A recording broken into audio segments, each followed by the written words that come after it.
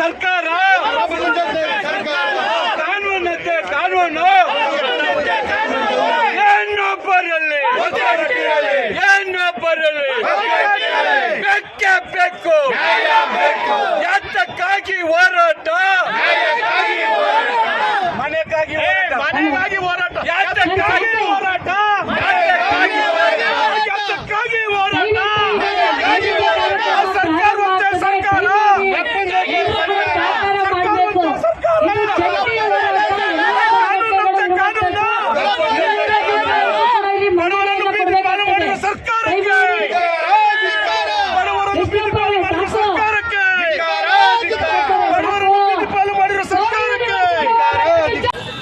ಕೋಗಲು ನಿವಾಸಿಗಳ ಹೋರಾಟ ಸಮಿತಿ ಇವತ್ತು ಫ್ರೀಡಮ್ ಪಾರ್ಕಲ್ಲಿ ಅಹೋರಾತ್ರಿ ಧರಣಿ ಕಾರ್ಯಕ್ರಮ ರೂಪಿಸಿದೆ. ಡಿಸೆಂಬರ್ 20ನೇ ತಾರೀಕು 2025 ಶನಿವಾರ ಬೆಳಗ್ಗೆಯಿಂದ ಸಂಜೆ 8 ಗಂಟೆ ರಾತ್ರಿವರೆಗೂ ಸುಮಾರು ಬುಲ್ಡೋಜರ್ಗಳನ್ನು ಪ್ರಯೋಗ ಮಾಡಿ ಸರ್ಕಾರ GBA ಮತ್ತು DC ಜಿಲ್ಲಾಧಿಕಾರಿಗಳು ಮತ್ತು BSWML ಬೆಂಗಳೂರು ಕಸ ನಿರ್ವಹಣಾ ಘಟಕ ಕರಿಗೌಡ CEO ಇವರೆಲ್ಲ ಸೇರಿ 150 ದಿನಗಳಾಗಿದ್ದಾವೆ. ಸರ್ಕಾರ ಇದುವರೆಗೂ ಕೂಡ ಪುನರ್ವಸತಿ ಕೊಡಲಿಲ್ಲ, ಪರ್ಯಾಯ ವ್ಯವಸ್ಥೆ ಮಾಡಿ ಅವರಿಗೆ ನೆತ್ತಿಗೊಂದು ಸೂರು ಕೊಡಲೇ ಇಲ್ಲ. ಈ ಕಾರಣಕ್ಕಾಗಿ ಇವತ್ತು ನಾವು ಮನೆ ಕೊಡಿ ಅಥವಾ ಜೈಲಿಗೆ ಬಿಡಿ ಅಂತ ಹೇಳಿ ನೆತ್ತಿಗೊಂದು ಸೂರಿಗಾಗಿ ಹೋರಾಟ ಮಾಡ್ತಾಯಿದ್ದೀವಿ. ಸರ್ಕಾರ ಕೋಗಿಲು ಲೇಔಟ್ ಪ್ರಕರಣವನ್ನು ಗಂಭೀರವಾಗಿ ತಗೊಂಡಲೇ ಇಲ್ಲ. ಅಲ್ಲಿ ಲೋಕಲ್ಲು ಸ್ಥಳೀಯ ಶಾಸಕರಾಗಿರ್ತಕ್ಕಂಥ ಕೃಷ್ಣ ಬೈರೇಗೌಡರು ಇವತ್ತು ಕಂದಾಯ ಮಂತ್ರಿಗಳಾಗಿದ್ದಾರೆ. ಒಬ್ಬ ಬಡವರಿಗೂ ಸಹಾಯ ಮಾಡಿಲ್ಲ. 3 ವರ್ಷ ಆಯಿತು ಕಂದಾಯ ಸಚಿವರಾಗಿ, ಒಬ್ಬ ಬಡವರಿಗೂ ಸಹಾಯ ಮಾಡಲಿಲ್ಲ. ಸಹಾಯ ಮಾಡಿದಂಥ ಉದಾಹರಣೆಯೂ ಇಲ್ಲ. ಬರೀ ಡಿಜಿಲೀಕರಣ ಆಮೇಲೆ ಬೇರೆ ಬೇರೆ ಇದ್ರ ಕಡೆ ಗಮನ ಕೊಟ್ಟರೆ ಹೊರತು ಬಡವರು ನನಗೋಸ್ಕರ ಮತ ಹಾಕಿ ನಮಗೆ ಅಧಿಕಾರ ಕೊಟ್ಟವರಲ್ಲ ಅಂತ ಹೇಳೋ ಒಂದು ಸಣ್ಣ ಒಂದು ಮನಸ್ಥಿತಿನೂ ಇಲ್ಲ. ಇವತ್ತು 150 ದಿನಗಳ ಕಾಲ ಆ ಬಡವರು ಇವತ್ತು ಕೂಲಿ ಮಾಡಿದ್ರೆ ಉಂಟು, ಇಲ್ಲಾಂದ್ರೆ ಇಲ್ಲ. 200 ಎಳೆ ಮಕ್ಕಳು, 500 ಜನ ಹೆಣ್ಣುಮಕ್ಕಳು, ವೃದ್ಧರು ಈ ಥರ ಇವತ್ತು ಧೂಳಿನಲ್ಲಿ ಸ್ನಾನ ಮಾಡ್ತಾಯಿದ್ದಾರೆ. ಶುದ್ಧವಾದಂಥ ಕುಡಿಯೋ ನೀರಿಲ್ಲ, ಅವ್ರಿಗೆ ಶೌಚಾಲಯ ಇಲ್ಲ, ಅವ್ರಿಗೆ ಒಂದು ಒಂದು ಒಂದು ಒಂದು ಇವತ್ತು ನೋಡ್ರಿ ಕೊರಿಯೋ ಚಳಿ ಒಳಗಡೆ ಹೊಡೆದಾಕಿದ್ರು ಬಿರು. ಆಮೇಲೆ ಸುಡು ಬಿಸಿಲು, ಇವಾಗ ಸುಡು ಬಿಸಿಲು, ಮುಂಬರ ಅಂತ ಮಳೆಗಾಲ ಸುನಾಮಿ ಸೃಷ್ಟಿ ಆದರೆ ಅದಕ್ಕೆ ಸರ್ಕಾರ ಹೊಣೆ. ರಾಜ್ಯ ಕಾಂಗ್ರೆಸ್ ಸರ್ಕಾರ, ಹಿಂದಿನ BJP ಸರ್ಕಾರ ಸರಿ ಇಲ್ಲ ಅಂತೇಳಿ ನಾವೆಲ್ಲ ಸೇರಿ ಕಾಂಗ್ರೆಸ್ ಸರ್ಕಾರನ ತಗೊಂಬಂದರೆ 3 ವರ್ಷ ಆಯಿತು.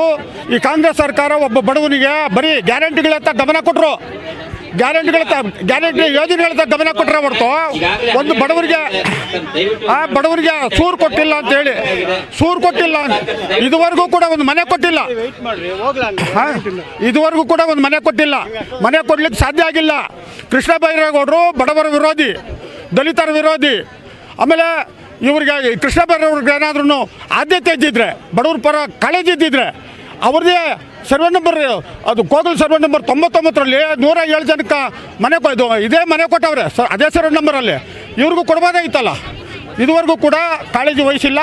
3 ವರ್ಷ ಆದರೂ ಕೂಡ ಕಾಳಜಿ ವಹಿಸಿಲ್ಲ. 150 ದಿನಗಳಿಗೆ ಮನೆ ಈಗ ಬೀದಿಗೆ ಬಿದ್ದವರು. ಇವರು ಏನಾದರೂ ಹೆಚ್ಚು ಕಡಿಮೆ ಆದರೆ, ಮಕ್ಕಳಿಂದ ಹಿಡಿದು ವೃದ್ಧರಿಂದ ಹಿಡಿದು ಹೆಣ್ಮಕ್ಳವರೆಗೂ ಏನಾದರೂ ಹೆಚ್ಚು ಕಡಿಮೆ ಆದರೆ, ಅವ್ರ ಆರೋಗ್ಯಕ್ಕೆ ಏನಾದರೂ ಧಕ್ಕೆ ಆದರೆ ನಾನು ನೇರವಾಗಿ ಆ ಹೆಣ್ಣನ್ನು ತಗೊಂಬಂದು ವಿಧಾನಸೌಧ ಬಂದು ಇಡ್ತೀನಿ ಅಂತ ಈ ಮೂಲಕ ಉತ್ತರ ಕೊಡ್ತೀನಿ. ಇದುವರೆಗೂ ಏನೂ ಆಶ್ವಾಸನೆ ಕೊಟ್ಟಿಲ್ಲ. ವಸತಿ ಸಚಿವರಾಗಿರ್ತಕ್ಕಂಥ ಜಮೀರಣ್ಣವ್ರು ಬಂದು ನಿಮ್ಗೆ ಯಾಕಣ್ಣ ಜನವರಿ 1ನೇ ತಾರೀಕು ಸಿಹಿ ಸುದ್ದಿ ಕೊಟ್ಬಿಡ್ತೀನಿ, ಎಲ್ಲರಿಗೂ ರಾಜೀವ್ ಗಾಂಧಿ ವಸತಿ ನಿಗಮದಾಗ ಮನೆ ಕೊಟ್ಬಿಡ್ತೀನಿ ಅಂತ ಹೇಳಿ ಹೋದವರು ಇದುವರೆಗೂ ಪತ್ತೆ ಇಲ್ಲ. ಕೇವಲ 10 ಜನಕ್ಕೆ ಕೊಟ್ಬಿಟ್ಟು ಹಕ್ಕುಪತ್ರ ಕೊಟ್ಬಿಟ್ಟು ವಾಪಸ್ ತಗೊಂಬಿಟ್ರು. ಇದು ಪರಿಸ್ಥಿತಿ, ಇದು ವಾಸ್ತವಾಂಶ. ಅದಕ್ಕೆ ನಾವು ಮನೆ ಕೊಡಿ ಅಥವಾ ಜೈಲಿಗೆ ಬಿಡಿ. ಯಾಕಂದರೆ ಬೀದಿಗೆ ಬಿದ್ದವರಿಗೆ ಊಟ ಇಲ್ಲ, ಅವ್ರಿಗೆ ಶುದ್ಧವಾದಂಥ ಕುಡಿಯೋ ನೀರಿಲ್ಲ. ಅಲ್ಲಿ ಸಿಗ್ತದೆ, ಜೈಲಲ್ಲಿ ಸಿಗ್ತದೆ, ಜೈಲಿಗೆ ಬಿಡಿ ಸಮಯ ಅಂತೇಳಿ ಕೂತಿದ್ದೀವಿ ಸರ್. ಜೈ ಭೀಮ್. ಇವತ್ತಿನ ದಿವಸ ಕೋಗಿಲೆನಲ್ಲಿ ಏನು 4 ತಿಂಗಳ ಹಿಂದೆ ಏಕಾಏಕಿ ಏನು ಸೂಚನೆ ಕೊಡ್ದಿರ ಜನನ ಬೀದಿ ಪಾಲು ಮಾಡಿದರು. ಅವತ್ತು ತುಂಬ ಚಳಿ ಕಾಲ, ಕೊರೆಯುವಂಥ ಸಮಯ. ಅಲ್ಲಿ ಯಾವುದದು ನೇಪಾಳಿಂದ ಇದರಿಂದ ಬಾಂಗ್ಲಾದೇಶದಿಂದ ಬಂದಿದ್ದಾರೆ ಅಂತ ಕಾಂಗ್ರೆಸ್ ಸರ್ಕಾರಕ್ಕೆ BJP ಸರ್ಕಾರ ದಿಕ್ಕು ತಪ್ಪಿಸಿ ಆ ಜನರಿಗೆ ಕೊಡೋಂಥ ಸವಲತ್ತನ್ನ ಇವತ್ತು ಹಾಳು ಮಾಡಿದೆ. ಇವತ್ತು ಬಾಂಗ್ಲಾದೇಶದವ್ರು ಯಾರೇ ಇರಲಿ ಅವ್ರನ್ನ ಹೊರಗಡೆ ಹಾಕ್ರಿ, ಅವ್ರ ಮೇಲೆ ಶಿಕ್ಷೆ ಆಗಲಿ. ಒಳಗಡೆ ತರಿಸ್ತವ್ರು ಯಾರು, ಅವ್ರನ್ನ ಒಳಗಡೆ ಕರೆಸ್ತವ್ರು ಯಾರು, ಎಲ್ಲರಿಗೂ ತನಿಖೆ ಆಗಲಿ. ಅದ್ರ ಬಗ್ಗೆ ನಮಗೆ ಎರಡು ತಂಟೆ ತಗರಾಲಿಲ್ಲ. ಇವತ್ತು ಆ ಬೀದಿನಲ್ಲಿ ನೂರಾರು ಕುಟುಂಬಗಳು ಬೀದಿನಲ್ಲಿ ಬಿದ್ದಿದೆ. ಇವಾಗ ಮಳೆ ಪ್ರಾರಂಭ ಆಗ್ತಾಯಿದೆ, ಭಯಂಕರ ಕೊಚ್ಕೊಂಡು ಹೋಗ್ತಾ ಇದೆ, ಎಲ್ಲ ಪ್ರವಾಹ ಬಂದು. ಇವತ್ತೊಂದು ದಿವಸ ಜನ ಅವತ್ತು ಚಳಿನಲ್ಲಿ ಕೋರ್ದು ಎಷ್ಟೋ ಜನ ಸತ್ತೋಗಿದ್ದಾರೆ, ಎಷ್ಟೋ ಜನ ಅನಾರೋಗ್ಯದಲ್ಲಿದ್ದಾರೆ. ಇವತ್ತೊಂದು ದಿವಸ ಮಳೆ ಪ್ರಾರಂಭ ಆದರೆ ತುಂಬ ಜನ ಅನಾರೋಗ್ಯದಿಂದನೇ ಸತ್ತೋಗ್ತಾರೆ, ವಯಸ್ಸಾದವ್ರು ಸತ್ತೋಗ್ತಾರೆ. ಆದ್ದರಿಂದ ಕೂಡಲೇ ಸರ್ಕಾರ ಜಮೀರ್ ಅಹಮದ್ ಸಾಹೇಬರು ಏನು ಮಾತು ಕೊಟ್ಟಿದ್ರು ಅವತ್ತು ಜನವರಿನಲ್ಲಿ ನಮಗೆ ಅವತ್ತೊಂದು ಮೀಟಿಂಗ್ ಕರೆದು ಮಸೀದಿನಲ್ಲಿ ಕುಂಡ್ರಿಸಿ ಇಮಿಡಿಯೇಟ್ಲಾಗಿ ನಾನು ಮಾಡಿಸ್ತೀನಿ, ನಾನು ಎಲ್ಲ ಜನಕ್ಕೂ ಸಿಹಿ ಸುದ್ದಿ ಕೊಡ್ತೀನಿ, ಎಲ್ಲ ಜನನೂ ಸಂತೋಷವಾಗಿರ್ರಿ ಅಂತ ಹೇಳಿದವರು ಇದುವರೆಗೂ ಇವತ್ತು ಯಾವ ಒಂದು ಮಾತು ಇಲ್ಲ. ಅಂದರೆ ಇವತ್ತಿಂಥ ಸಚಿವರು ನಮ್ಗೆ ಏನು ಕೆಲಸ ಮಾಡ್ತಾ ಇದ್ದಾರೆ? ಇವತ್ತು ಆ ಬಡ ಜನಕ್ಕೆ ಏನು ಆಶ್ವಾಸನೆ ಕೊಟ್ಟು ಎಲ್ಲ MLA MP ಗಳ ಥರ ಶಾಸಕರ ಥರ ನೀವು ಒಂದು ಜನರಿಗೆ ಭರವಸೆ ಕೊಟ್ಟು ಯಾಮರಿಸ್ತಾ ಇದ್ದೀರಾ. ಇವತ್ತು ಆ ಬೀದಿಗಿದ್ದಾರೆ ಜನ, ಆ ಜನಕ್ಕೆಲ್ಲ ಮೂಲ ಸೌಕರ್ಯ ಕೊಡಬೇಕು. ಮೊದಲನೇದಾಗಿ ಮನೆ ರಾಜೀವ್ ಗಾಂಧಿ ಆಶ್ರಯ ಯೋಜನೆಯಲ್ಲಿ ಏನು ಕೊಡ್ತೀವಿ ಅಂತ ಹೇಳಿದ್ರು ಆ ಮನೆಗಳು ಸಿಕ್ಕಬೇಕು. ಇಲ್ಲ ಅಂದರೆ ಇಲ್ಲ ಉಗ್ರವಾದ ಹೋರಾಟ ಆಗುತ್ತೆ, ವಿಧಾನಸೌಧ ಮುಚ್ಚಿಗೆ ಆಗುವಂಥ ಕೆಲಸ ಆಗುತ್ತೆ ಅಂತ ಈ ಸಂದರ್ಭದಲ್ಲಿ ಎಚ್ಚರಿಕೆ ಕೊಡ್ತಾ ಇದ್ದೀನಿ. ಕನ್ನಳ್ಳಿ ಕೃಷ್ಣಪ್ಪ, KSS ರಾಜ್ಯಾಧ್ಯಕ್ಷ.